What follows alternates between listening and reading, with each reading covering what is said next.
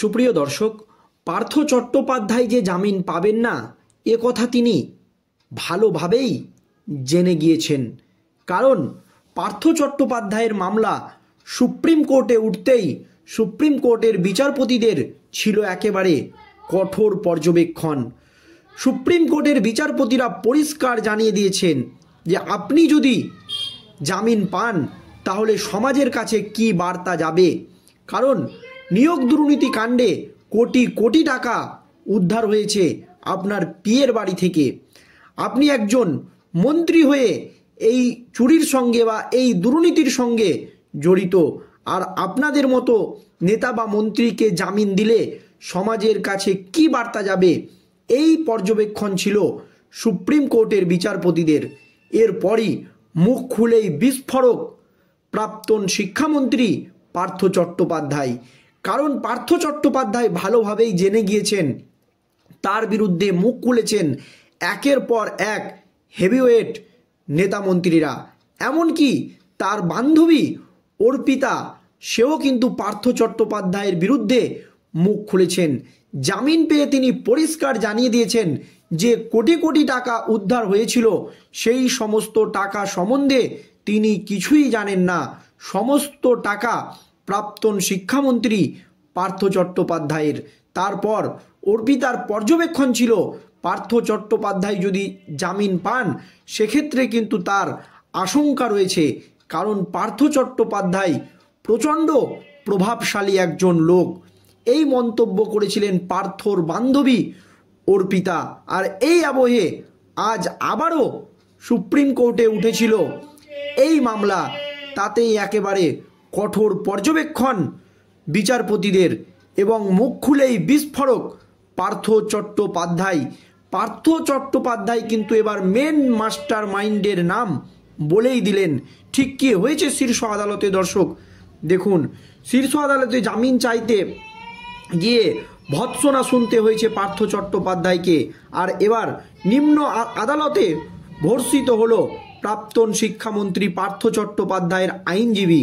পার্থ চট্টোপাধ্যায়ের জামিন সংক্রান্ত মামলার শুনানি কোন আদালতে হবে তা নির্ধারণ করার এখতিয়ার আপনাকে কে দিল? পার্থ চট্টোপাধ্যায়ের আইনজীবীকে প্রশ্ন করেন বিচারক। এজলাসের পরিবর্তনের আর্জি জানিয়েছিলেন পার্থ। আজ বৃহস্পতিবার বিচারক প্রশান্ত কুমার মুখোপাধ্যায়ের এজলাসে ছিল সেই জামিন মামলার শুনানি। সেখানেই উঠল একের পর এক কঠোর প্রশ্ন। পার্থর আইনজীবীকে বিচারকের প্রশ্ন, আপনাকে কে অধিকার দিয়েছে কোন বেঞ্চে মামলা হবে আপনি ঠিক করে দেবেন? কি কারণে কোর্টের সময় নষ্ট করছেন? এইদিকে জামিনের জন্য এদিন কাতর আর্জি জানান পার্থ চট্টোপাধ্যায়।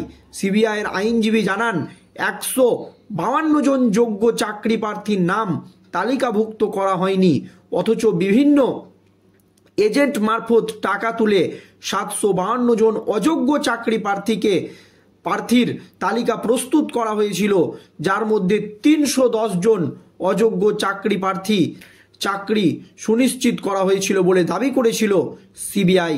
গোয়েন্দা সংস্থার অভিযোগ, এই তালিকা পাঠিয়েছিলেন পার্থ চট্টোপাধ্যায় নিজে। খোদ শিক্ষামন্ত্রী নিজে এই দুর্নীতির সঙ্গে জড়িত এবং এই অযোগ্য চাকরি প্রার্থীদের তালিকা খোদ পার্থ চট্টোপাধ্যায় নিজে পাঠিয়েছিলেন। এই মুহূর্তে তথ্য প্রমাণ খতিয়ে দেখার কাজ চলছে, সাক্ষীদেরও বয়ান নেওয়া হচ্ছে বলে আদালতে জানিয়েছে তদন্তকারী সংস্থা।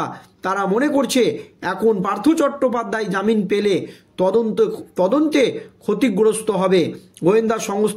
গোয়েন্দা সংস্থার মন্তব্যের পর মরিয়া চেষ্টা করেন পার্থ চট্টোপাধ্যায়। কারণ আজকের যে শুনানি সেই শুনানিতে ভার্চুয়ালভাবে নিজে উপস্থিত ছিলেন পার্থ চট্টোপাধ্যায়। পার্থ চট্টোপাধ্যায় পরিষ্কার বলেন, আমাকে বাঁচান, আমি কিছুই করিনি, যা করেছে বোর্ড করেছে। এক কথায় বোর্ডের ওপরে তিনি সব দোষ বর্তে দেন। মানে মানিক বন্দ্যোপাধ্যায়ের নাম কিন্তু তার মুখে উঠে আসে।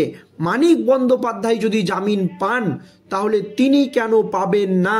তিনি পরিষ্কার বলেছেন, আমি কিছু করিনি, যা করেছে বোর্ড করেছে। আর বোর্ডের উচ্চ নেতৃত্বই ছিল মানিক বন্দ্যোপাধ্যায়, সে জামিন পেয়েছে। এরপরই পার্থ চট্টোপাধ্যায়ের মুখে মানিক বন্দ্যোপাধ্যায়ের নাম শুনে অনেকেই চমকে যান, কারণ এতদিন তিনি কিন্তু কারো নাম বলেননি। আমাকে বাঁচান, আমাকে জামিন দিন, ট্রায়াল শুরু হচ্ছে না, আর কতদিন আটকে থাকবো, এই প্রশ্ন তুলে দেন পার্থ চট্টোপাধ্যায়। পার্থের আইনজীবীও আদালতে দাবি করেন তার মক্কেল কোনোভাবে দুর্নীতির সঙ্গে যুক্ত নন, তার কোনো ভূমিকা ছিল না বলে দাবি করেন তিনি। এস বসু রায় সংস্থার সঙ্গে পার্থ চট্টোপাধ্যায়ের কোনো যোগাযোগ নেই বলে দাবি করেছেন আইনজীবী। পার্থ বয়স ৭৩ বছর, তিনি অসুস্থ, এই সব যুক্তিও খাড়া করেন আইনজীবী। তিনি আর্জি জানান যে কোনো শর্তে জামিন দেওয়া হোক তার মক্কেলকে।